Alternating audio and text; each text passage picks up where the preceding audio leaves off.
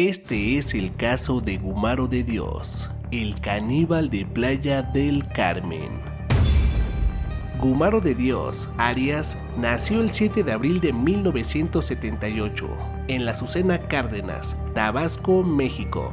Hijo de Candelario de Dios y Dana Arias, a la edad de 6 años sufrió abuso por parte de un familiar.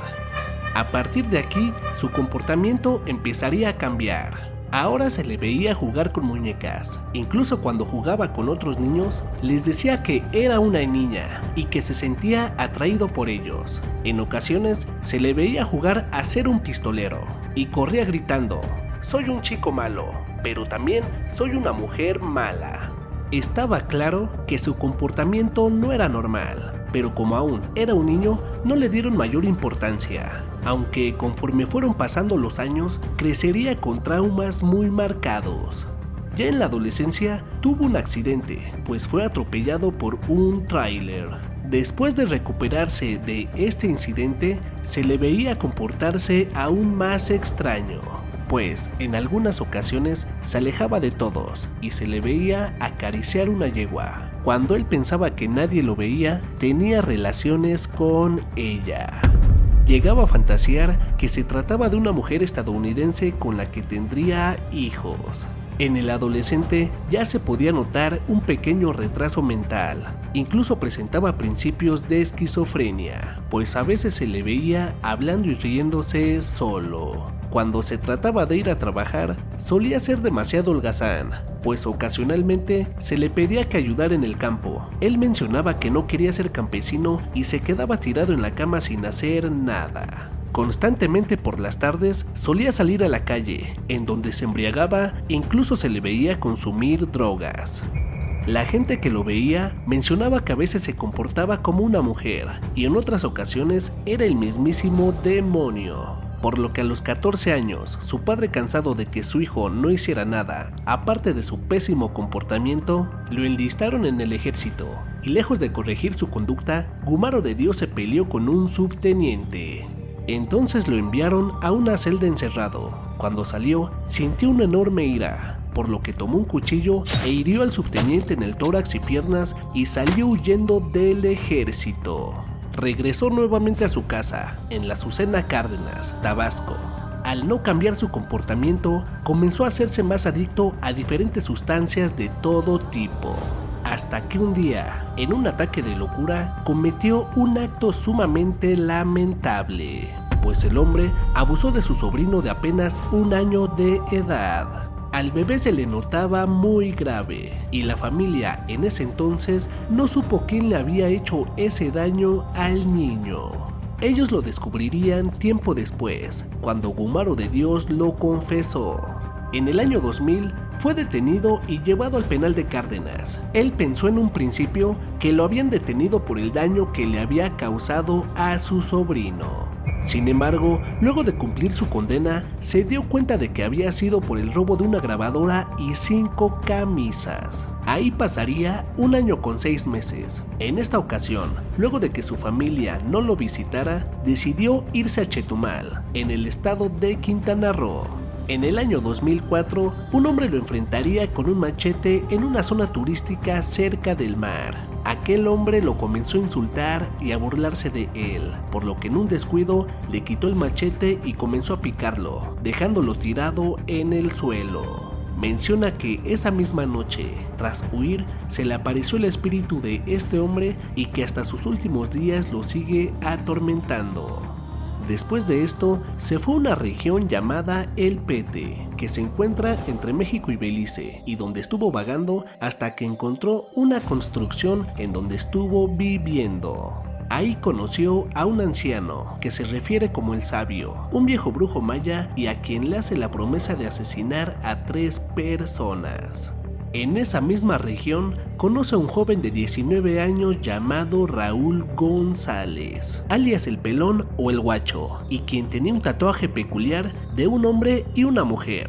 Además, también había desertado del ejército del 31 Batallón de Infantería, y esto por robarse un arma. Pronto se harían buenos amigos, pues ambos tenían el mismo problema con el alcohol y las drogas. pasando de ser buenos amigos a convertirse en amantes, mudándose a una palapa abandonada a 100 metros del kilómetro 216 de la carretera Chetumal-Playa del Carmen.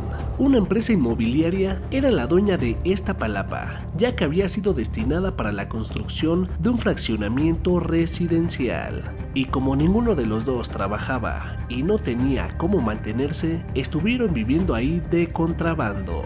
En ocasiones se iban a la zona turística y se metían a robar los objetos de valor de algunas casas. Además acudían con los extranjeros, quienes les daban dinero a cambio de tener relaciones íntimas. Es así que el 12 de diciembre del 2004, Gumaro y su amante, Raúl González, estaban haciendo lo habitual, consumiendo sustancias ilícitas y alcohol. Llegaron a un punto donde se terminó la bebida y al no tener dinero recordó que Raúl, su amante, le debía 500 pesos. Así que se los cobró para ir a comprar más alcohol. Este le mencionó que no tenía dinero para pagarle, por lo que Gumaro se enfureció y tomó lo primero que tuvo a la vista: un cable eléctrico grueso, y con este comenzó a golpear a su amante. Cuando Raúl se desmayó, Gumaro colgó el cable y cuando se despertó, nuevamente volvió a pedirle el dinero. Este le dijo que ya se los había gastado, por lo que en un intento de defenderse, Gumaro tomó un bloque de concreto y se lo arrojó en la cabeza.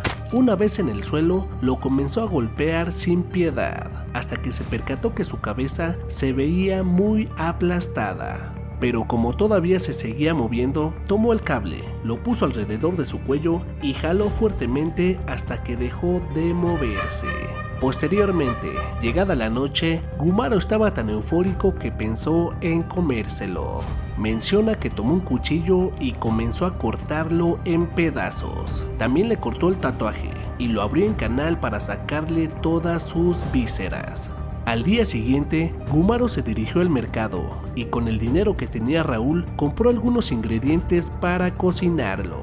Cuando regresó, prendió la parrilla, asó el corazón, algunas costillas y un riñón. Tomó agua en un recipiente e hizo caldo de vísceras. Cortó en filetes el muslo izquierdo y lo cocinó. Y la grasa que tenía en su cuerpo la utilizó para calentar tortillas.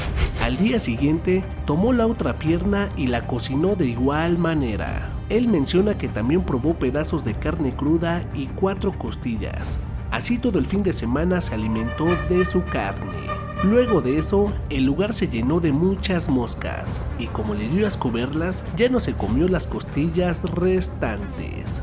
Fue entonces que un hombre conocido como La Parca se acercó a la palapa y fue bien recibido por Gumaro. Este de inmediato le invitó un pedazo de carne. El joven aceptó, hasta que se percató de que el aspecto de la carne era bastante extraña. Después se acercó a ver el interior de la palapa y vio los restos de un cuerpo por todas partes, por lo que aterrorizado salió huyendo de ahí. Rápidamente se corrió la noticia de lo que había hecho Gumaro y pronto los vecinos se acercaron para verificar el testimonio de La Parca. Es entonces donde ven a Gumaro a plena luz del día manipulando una de las extremidades del cuerpo de Raúl. Pero nadie sabía qué hacer hasta que un taxista dio aviso a la policía municipal y judicial de los acontecimientos. Eran aproximadamente las 7:40 de la mañana del martes 14 de diciembre del 2004. 8 agentes del grupo Jabalí acudieron al lugar donde se habían reportado los hechos. Al llegar al lugar, quedaron aterrados ante algo tan inusual, pues hallaron a Gumaro dormido junto a los restos del cadáver y recostado en una hamaca. Abrazaba el torso putrefacto sin cabeza ni extremidades. También hallaron parte de los ingredientes que había utilizado para cocinar la carne, una hielera con cervezas, restos de inhalantes, un cepillo de dientes lleno de sangre y trozos de carne cruda. Uno de los agentes le pidió que se levantara. Rápidamente lo esposaron. Mencionan que parecía un animal, como si fuera un hombre primitivo. Rápidamente acaparó los noticieros y los encabezados de periódicos de todo el país. En una entrevista dijo: "Se me ocurrió sacarle todo lo de adentro. El corazón, el bofe, las costillas. Estaba rico. Sabía a borrego, por eso me comí el riñón. Solo dejé los pellejos porque estaban muy corriosos. Tras su captura, aceptó todos los cargos que se le imputaban. No mostró arrepentimiento alguno por su conducta, afirmando incluso que no se arrepentía de nada, ya que siempre había tenido la inquietud de probar carne humana. Fue trasladado al penal de Playa del Carmen, donde los demás presos se negaron a compartir una celda con él. Durante su estancia en la cárcel, Gumaro de Dios comenzó a causar terror entre los reos, pues mencionan que en una ocasión cortó parte de su oreja para comérsela, pues mencionan que extrañaba el sabor de la carne humana. Ante estos comportamientos, comenzaron a darle tratamientos antidepresivos y somníferos. Fue así que el 20 de marzo del 2007, un juez decidió trasladarlo a un centro de readaptación social en el estado de Morelos, ya que fue considerado un enfermo mental. En septiembre del 2008, regresó al penal de Chetumal, donde lo pusieron en una celda especial, separándolo de los demás presos. Tras los estudios que le hicieron, pudieron dictaminar que padecía de esquizofrenia paranoide. Esta era la razón por la que tenía delirios constantes, acompañados de alucinaciones auditivas. Esto hacía que perturbara su entorno y su percepción del mundo. Además, con estos estudios que le realizaron, pudieron percatarse que padecía del síndrome de inmunodeficiencia adquirida, o como se le conoce por sus siglas, SIDA. A 4 años de esto, el martes 4 de septiembre del 2012, Gumaro de Dios murió. Tenía 34 años de edad y fue enterrado en la ranchería, en la Azucena de Cárdenas, Tabasco. Y siempre lo recordarán por ser el caníbal de Playa del Carmen.